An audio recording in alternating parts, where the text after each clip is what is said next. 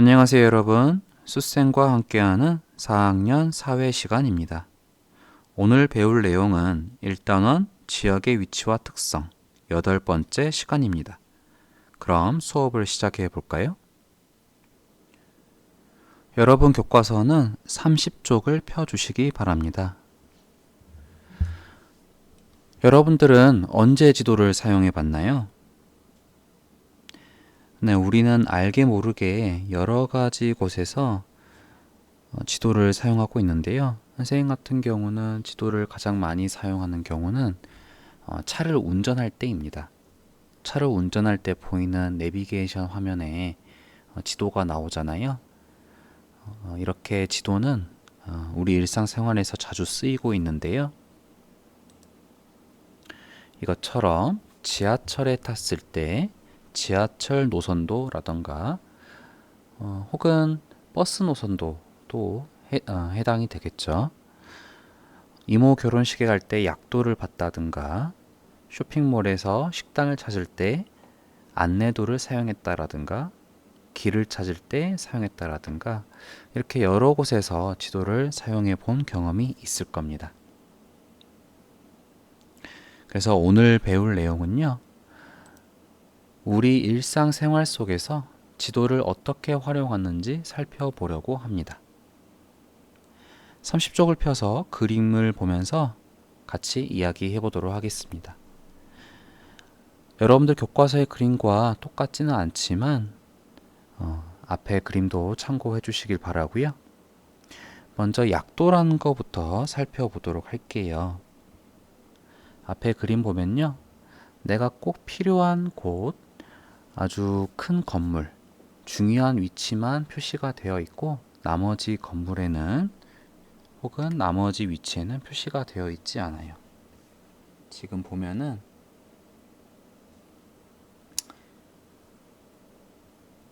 네, 이런 부분들 있잖아요. 보이죠? 네, 이런 부분들은 정말 아무것도 없는 걸까요? 그렇지 않죠. 선생님이 색칠한 이런 곳들에도 건물이 채워져 있을 겁니다. 어떤 시설물이 있을 수도 있고요. 그런데 이 지도에는 전부 표시를 해두지 않았습니다. 그것은 내가 찾아가고자 하는 곳에 가는데 중요하지 않기 때문이에요. 그래서 약도라는 것은 중요한 것만 간략하게 나타낸 지도를 말합니다. 이런 약도는 여러분들 평소에 많이 본 적이 있을 거예요. 다음,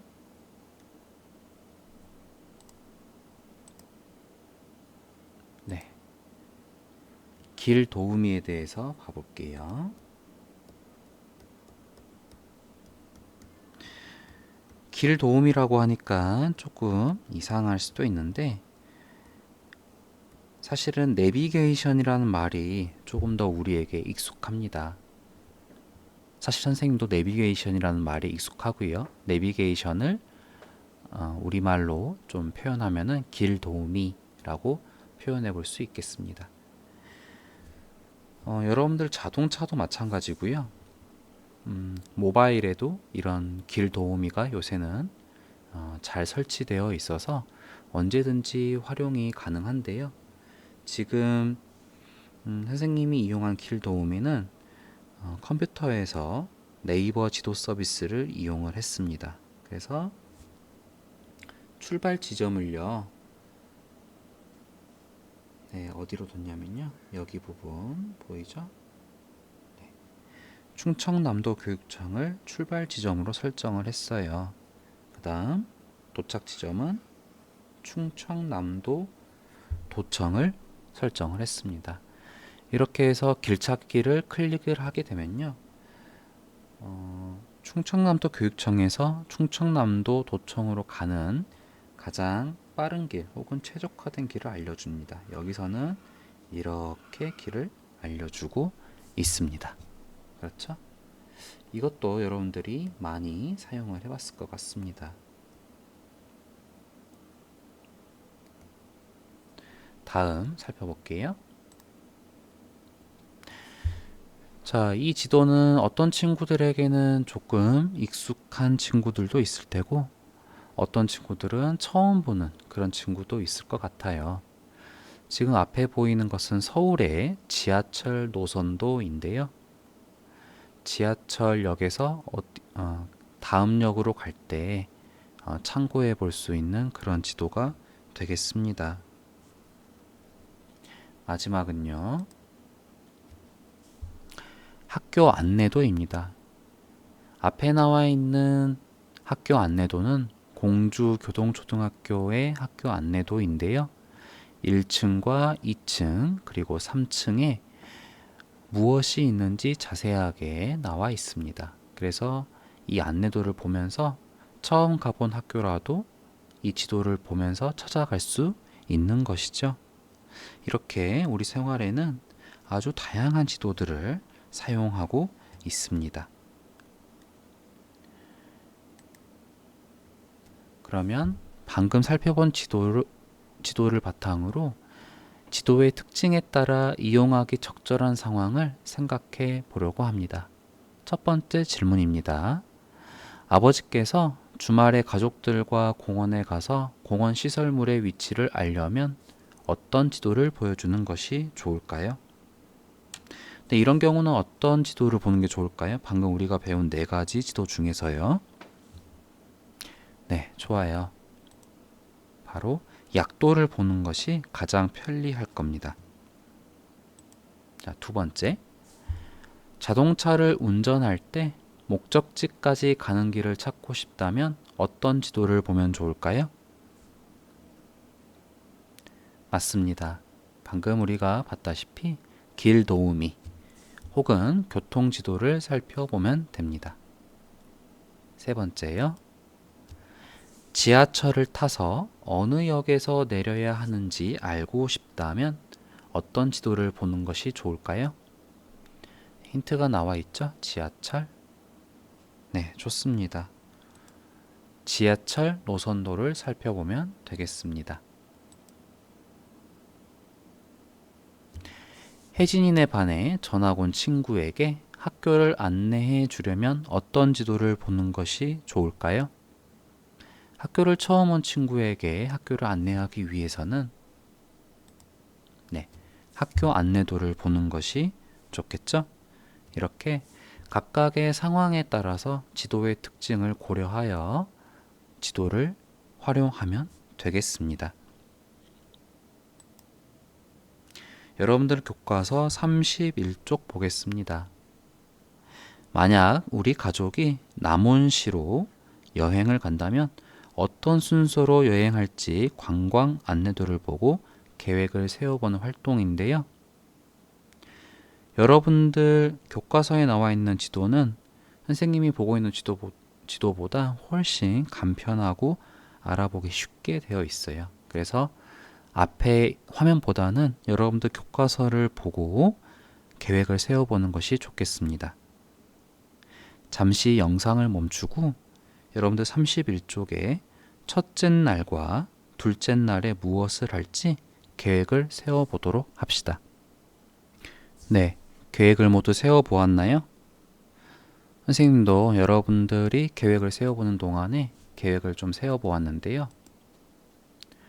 첫째 날 활동 살펴볼게요. 먼저 집에서 출발을 합니다. 여러분들이 할 때는 동그라미를 치면서 따라가는 것이 좋겠어요. 다음 광안루원에 갑니다. 자, 여기까지는 같은데요. 그 다음에는 어디를 가는 것이 좋을까요?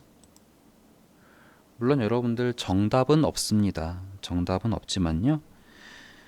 여행 계획을 세울 때 중요한 것은 교통. 그러니까 내가 강안루원에 갔다면 그 근처 인근의 관광지를 보고 넘어가고 또 교통을 이용할 수 있는 곳에 먼저 가고 이렇게 하는 것이 여행의 효율을 높일 수 있을 텐데요. 예를 들면 광안루원에 갔다가 저기 보이는 실상사에 갔다가 다시 남원 목공의 단지에 간다면 시간이 많이 걸리고 효율이 떨어질 거예요. 그래서 선생님은요, 첫 번째 광안루원에 갔다가 잠시만요.